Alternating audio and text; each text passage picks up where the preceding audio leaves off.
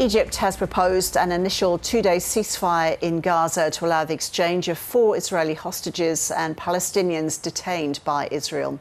Talks have resumed in Doha, with Egypt a key mediator, along with the US and Qatar. There hasn't been a ceasefire in 11 months. Last November, 150 Israeli hostages were released in exchange for 240 Palestinians. Egypt's president says this new proposal aims to move the situation forward. Efforts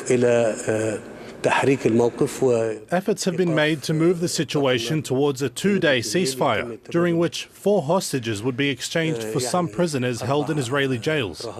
Then, over the next 10 days, negotiations would proceed to complete measures in the region, to reach a full ceasefire and allow aid to enter.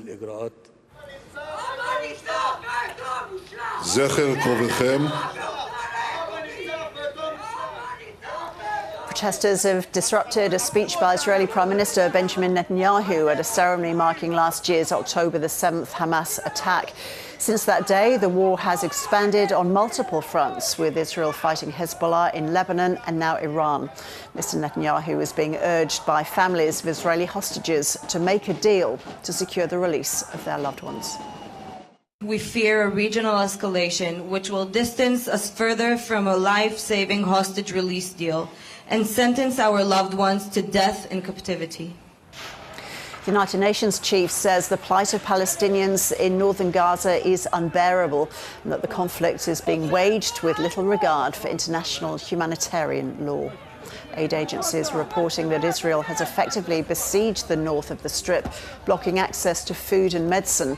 Israel says it's trying to prevent Hamas from regrouping there.